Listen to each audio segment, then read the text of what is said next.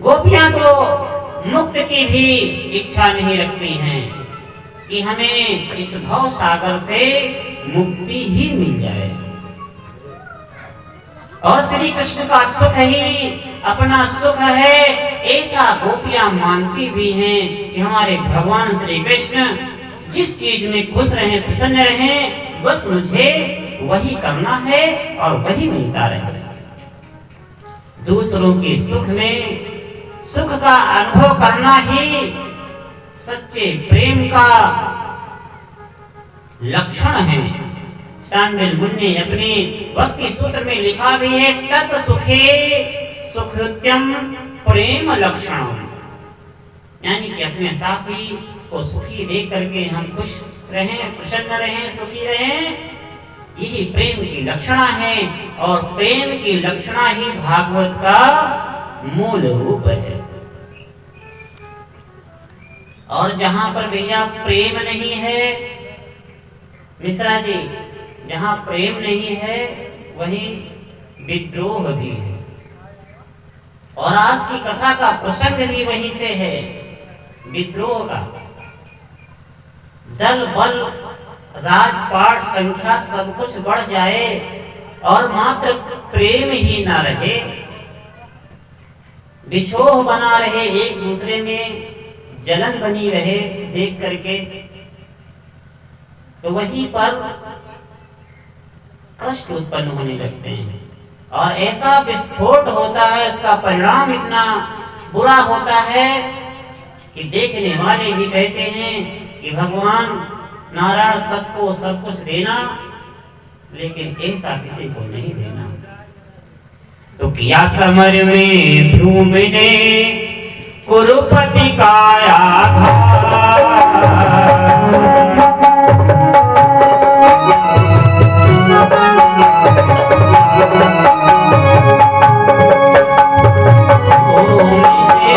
कुरुपति का आघात, उसके सामने है जो दौड़ कूद बेटा,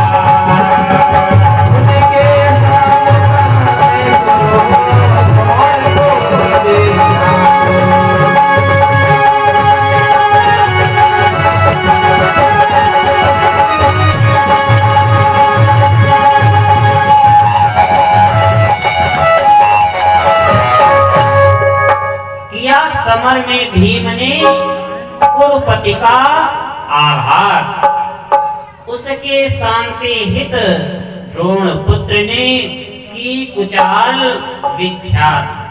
कहते हैं कि महाभारत का युद्ध विराम की स्थिति में थी, और आज दुर्योधन जो है समर भूमि में कहार रहा है। इतने में वहां पर द्रोणी पहुंचा है, और द्रोणी ने कहा, राजन कैसे हैं, कैसे, क्या क्या कुछ नहीं जानते कि मेरे शत्रु जीवित हैं और मेरी ऐसी स्थिति है। आज द्रोणी को बताया तो द्रोणी ने संकल्प किया कि आज मैं पांडवों का संहार करूंगा, लेकिन होता वही है जो भगवान की इच्छा होती है। द्रोणी ने संकल्प करके कौरवों के दल की ओर तो बढ़ा, शिविर की ओर बढ़ा, लेकिन भगवान श्री कृष्ण आज पांडव कुमारों को अपने शिविर से बाहर लेकर के चले गए हैं। और द्रोणी जो ही शिविर में पहुंचा तो 5 पुत्रों को देखा, और 5 पुत्रों को देख ये ना समझ सका कि अर्जुन है या अर्जुन का पुत्र है, ये भीम है या भीम के पुत्र हैं। उन बाल कुमारों का ही सिर काट करके लेकर के आस आया है। जो ही देखा और देखते ही आज बहुत दुखित हुए और कहने लगे, जा तुमने बहुत बड़ा पाप किया है, ऐसा पाप जिसका कोई प्रायश्चित हो ही नहीं सकता। इधर डेरे में खून की धारें बह रही हैं। ज्यों ही द्रौपदी ने आकर के देखा, देखते ही रो पड़ी और रोते रोते मोहन को याद करने लगी। मोहन आज कहाँ हो? डेरों में खून बह रहा था, डेरों में खून बह रहा था। हरे जयमुला खड़ी रो रही थी।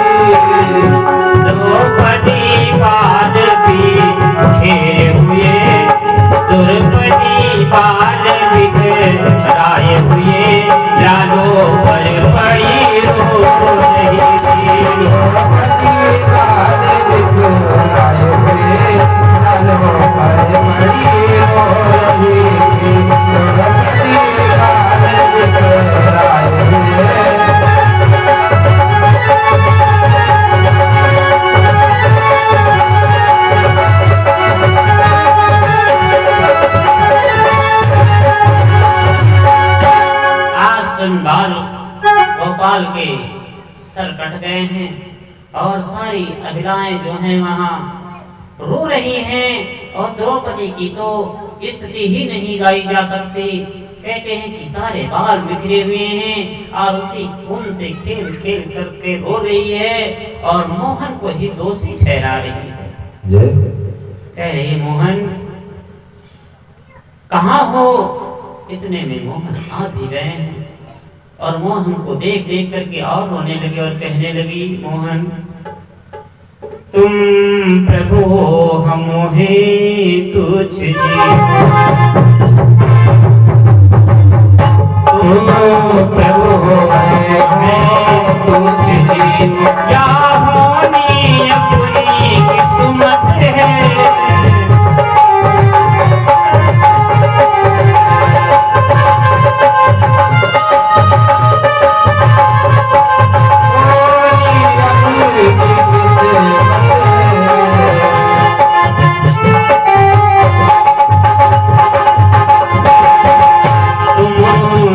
मुँह लगे कर बात करें, तुमसे मुँह लगे कर बात करें, क्या कहाँ हमारी ताकत है।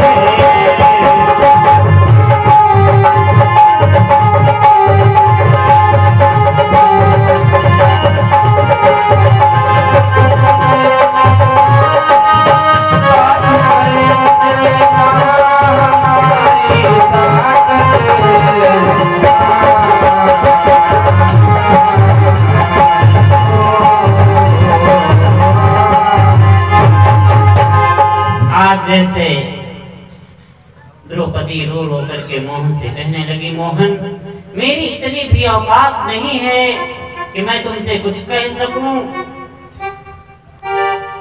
लेकिन फिर भी कह रही हूं कि आखिर तुम क्या चाहते हो।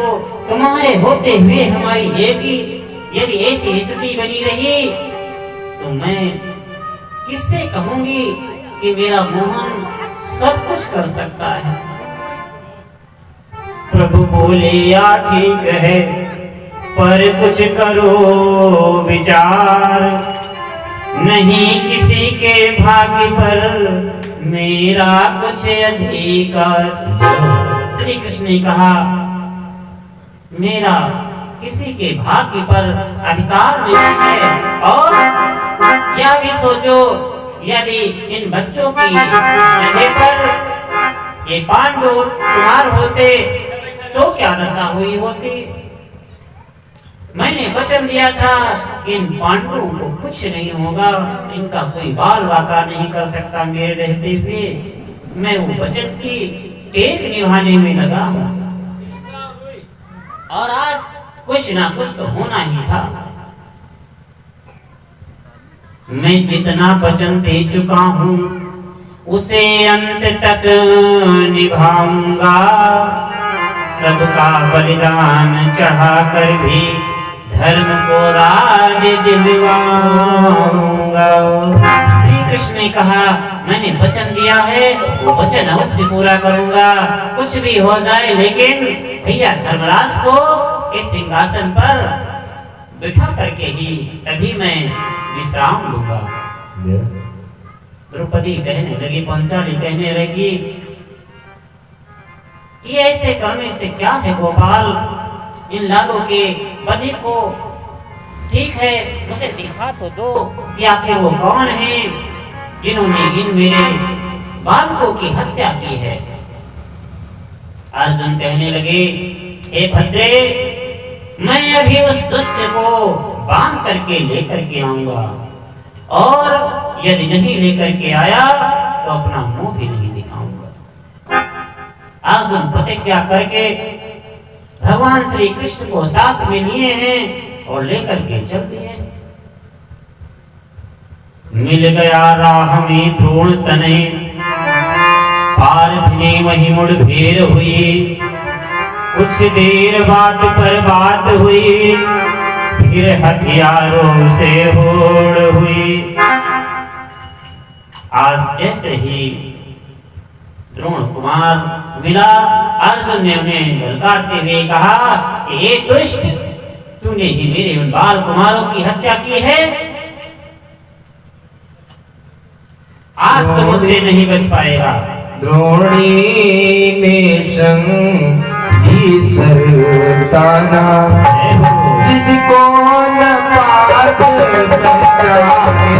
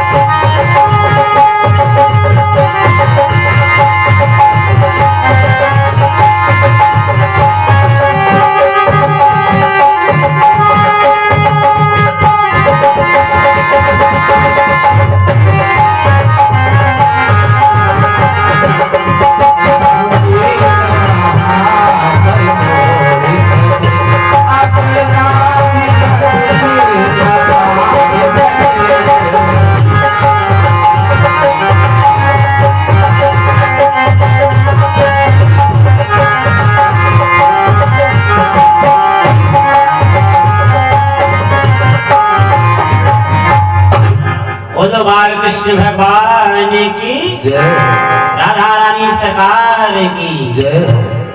आज जैसे ही द्रोणी ने एक बाण अपने तरकस से निकाल करके धनुष पर संधान करके अर्जुन की ओर छोड़ा, दसों दिशाओं में हाहाकार समझ गया। अर्जुन समझ भी ना सके आखिर ये कौन सा बाण मेरी ओर चला आ रहा है। भगवान श्री कृष्ण ने ऐसी माया दिखाई कि उस बाण को अपने मुख में ही ले लिया है, और जैसे अर्जुन के ऊपर चलाया हुआ वह बाण निष्फल हुआ कि अर्जुन ने उस द्रोणी को तुरंत तत्काल बंधित करके बंधन में बांध करके और फिर कहने लगे अब बताओ क्या चाहते हो। ओ नीच कमानी तान फिर तो देखो ताना बाना तेरा, बिस्तरे बांधे से दुनिया से उठ चुका याद ताना तेरा।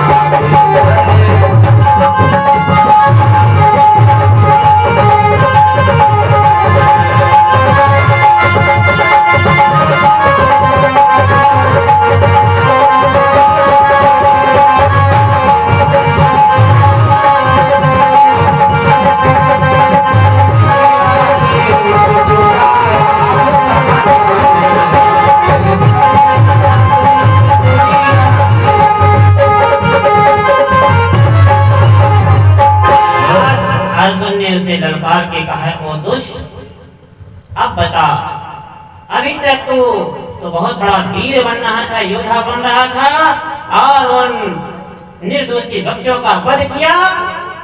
अब बताओ तेरे साथ क्या किया जाए।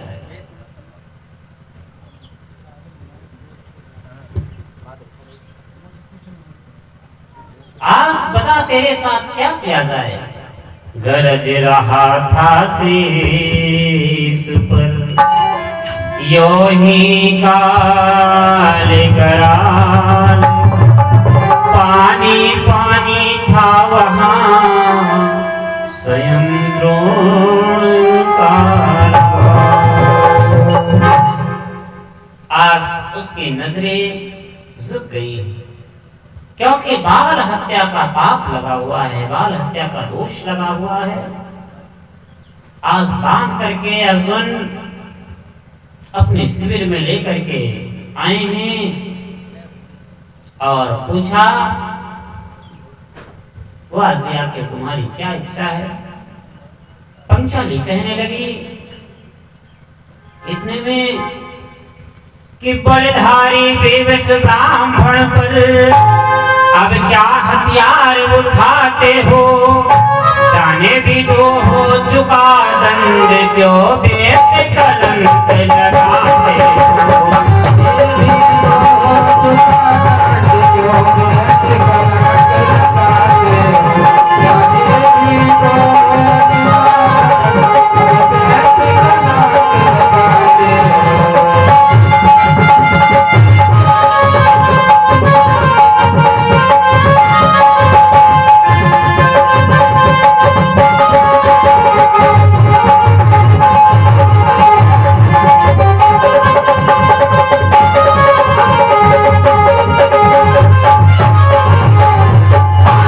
पांचाली ने कहा भीमसेन को देखते हुए कि आखिर इस ब्राह्मण कुमार के ऊपर अपना बल दिखा रहे हो। मेरे तो पुत्र भी है और पति भी हैं, मैं साधवा हूं और मेरी जो इसकी बहन दूसरी है वो एक विधवा हो जाएगी, तो उसके श्राप से मैं बच नहीं पाऊंगी। और जब जब मैं उसे देखूंगी तो मैं क्या कहूंगी।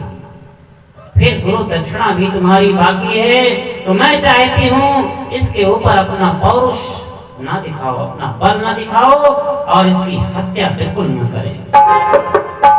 मोहन माधोलो इसी समय मैं अपना मोह त्यागती हूँ, पर ये अनाथ ब्राह्मण के प्राणों की भीख मांगती हूँ। कृष्णचंद्र कहने लगे और धन्य द्रौपदी सुकुमारी, और त्याग कथा तेरी सदा गाएगा संसार। त्याग कथा तेरी सदा गाएगा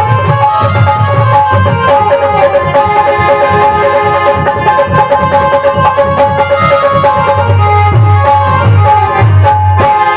जैसे द्रौपदी ने छोड़ दिया और कहा कि इसने दोस्त को बहुत बड़ा किया है, बालकों का वध किया है, निरपराधियों पर हथियार उठाए हैं, लेकिन मैं चाहती हूँ इसको मृत्यु दंड ना दिया जाए। भगवान श्री कृष्ण आज पंचाली की तारीफ करते हुए कहने लगे कि धन्य हो, ऐसे ही दयालु महिलाओं के आधार पर ही ये सारी पृथ्वी टिकी हुई है, अन्यथा ना जाने कहाँ को चली गई होती। धरणी करनी है थमी हुई, ऐसी सुशील महिलाओं पर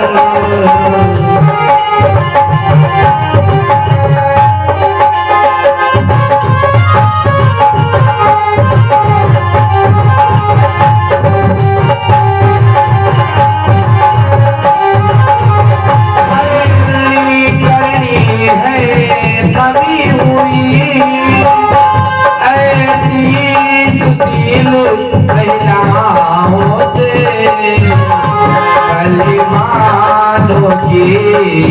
इज्जत है, बलिमानों की इज्जत है, तो ऐसी ही अवलाद